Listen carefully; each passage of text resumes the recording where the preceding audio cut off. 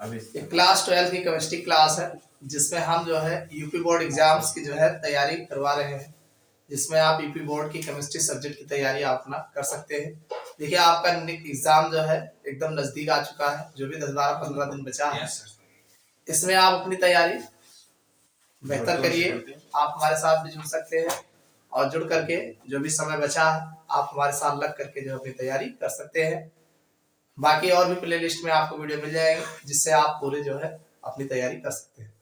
आज हम ये सेकंड लेसन है हमारे सिलेबस का वैद्युत रसायन इलेक्ट्रोकेमिस्ट्री। इसमें जो ज्यादा एग्जाम में बार बार पूछा गया है उन्हीं क्वेश्चन पर हम बात करेंगे, बाकी आप पढ़ते रहिए। देखो अगर हम बात करें कोलराउस के नियम की, कोलराउस का नियम एग्जाम में बहुत बार पूछा गया है, नंबर लगा के पूछा गया है, इसकी हम बात करेंगे। तो कोलराउस का नियम क्या कहता है कि इस नियम के अनुसार, देखो कोलराउस का नियम बहुत आसान है, बस थोड़ा सा आपको ध्यान देना है। देखो कोलराउस का नियम जो है, जो विद्युत अपघट्य होते हैं, जो वैद्युत अपघट्य होते हैं, जो जलीय विलयन में घोले जाते हैं तो धन आयन और ऋण आयन में वियोजित हो जाते हैं। तो उसी के बारे में इन्होंने कहा है कि इस नियम के अनुसार किसी वैद्युत अपघट्य के अनंत तलता पर चालकता, कोई वैद्युत अपघट्य है जिसकी अनंत तलता पर वैद्युत चालकता उसके धन आयनों तथा ऋण आयनों की मोलर चालकताओं किस पर, अनंत तलता पर मोलर चालकताओं के योग के बराबर होता है। ये कोलराउस का नियम कहते हैं। जैसे मान लीजिए, जैसे हमारे पास एग्जाम्पल है, जैसे अगर मान लीजिए अनंत तलता पर डेल एम HCl की अगर हम बात करें अनंत तलता पर, तो इसकी जो मोलर चालकता होगी lambda H plus charge infinite, lambda Cl negative charge infinite होगा। देखो m लिखा है, डेल m है, तो डेल m इनफाइनाइट अनंत तलता पर HCl की जो मोलर चालकता होगी, मोलर चालकता m लिखा है ना, ये मोलर चालकता हो गई। ये किसके बराबर है, इसके धन आयन, अनंत तलता पर धन आयन की मोलर धन आयन की चालकता और ऋण आयन की चालकता के योग के बराबर होता है।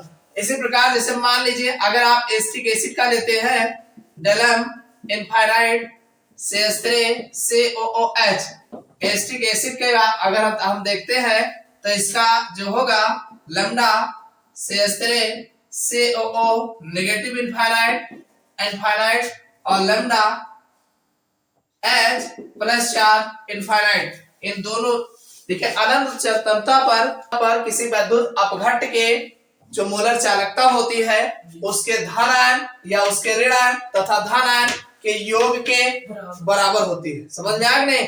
देखो ये भी अनंत पर होगा, ये भी अनंत पर होगा, जो धन आयन और ऋण आयन होगा, और यहाँ पर ये इसी के इसके आयनों के योग के बराबर होता है। इसकी जो मोलर चालकता होगी उसके अनंत तलता पर उसके धन आयनों तथा ऋण आयनों की मोलर चालकताओं के योग के बराबर होगा। ये जो है कोलराउस का नियम कहता है। समझ में आया नहीं?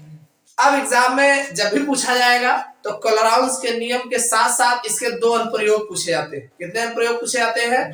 हाँ, दो अनुप्रयोग भी पूछा जाएगा, तब जाकर के आपको क्वेश्चन पूरा होता है। देखो पहला इसका जो अनुप्रयोग है, अनंत तलता पर दुर्बल वैद्युत अपघट्य की मोलर चालकता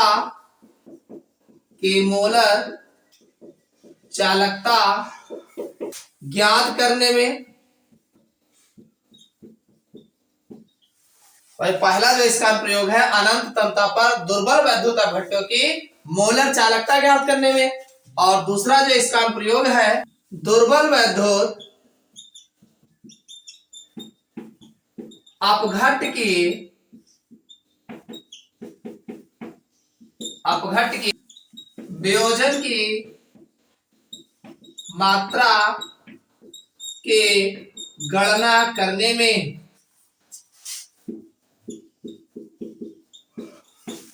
इतनी बात समझ में आए?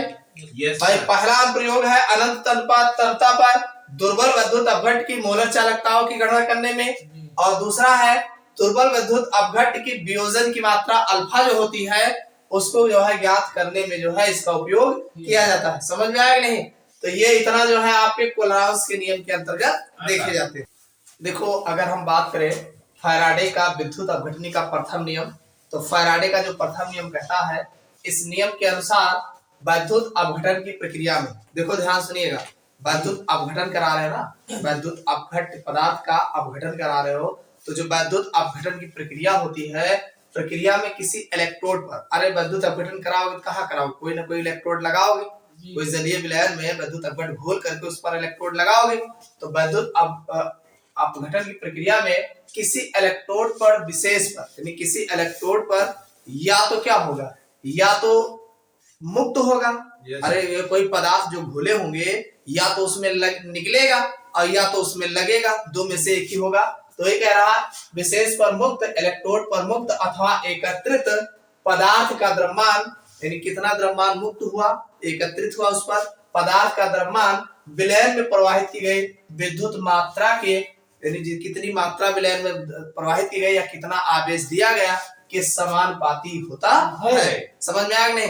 यानी किसी इलेक्ट्रोड, यानी कि वैद्युत अपघटन की प्रक्रिया में किसी इलेक्ट्रोड पर मुक्त हुई या एकत्रित हुई पदार्थ की मात्रा उसमें प्रवाहित की गई धारा के समानुपाती होता है। समझ में आया नहीं? तो ये फैराडे का प्रथम नियम है।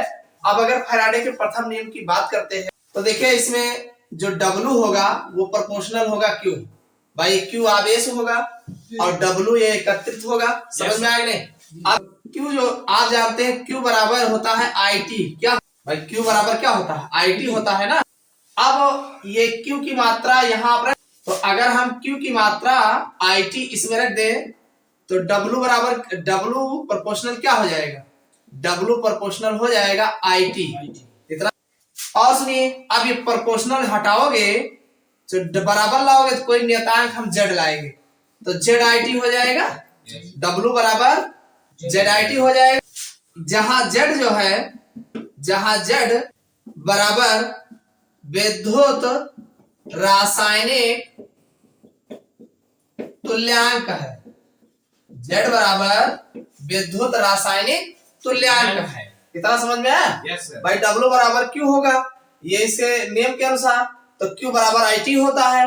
तो अब ये W, ये यहाँ प्रोपोर्शनल Q है, समानुपाती होता है, तो समानुपाती IT हो जाएगा, समानुपाती हटाओगे नियतांक Z लाएंगे तो W बराबर ZIT हो जाएगा, जहां Z एक विद्युत रासायनिक तुल्यांक है। इतना क्लियर हो? अब इसमें देखो दिया है I और T, I एम्पियर, मान लीजिए 1 एम्पियर की धारा प्रवाहित किया जाए, यदि हम I बराबर 1 एम्पियर की धारा प्रवाहित करें और T बराबर 1 सेकंड ले लिया जाए तो ये W बराबर जो आपको मिल जाएगा वो Z मिल जाएगा। क्या मिल जाएगा? Z। समझ में आया कि नहीं? Yes sir. तो अब अगर देखा जाए तो किसी आयन का वैद्युत रासायनिक तुल्यांक, ना रासायनिक तुल्यांक की वह मात्रा है जो उस विलयन में 1 एम्पियर की धारा 1 सेकंड में प्रवाहित करने पर उत्पन्न होता है। समझ में आया नहीं? तो यही है आपका फैराडे का विद्युत अपघटन का प्रथम नियम। प्रथम नियम समझ में आ गया? ये 2 कर लेना, बाकी अगले लेक्चर में जो है आपको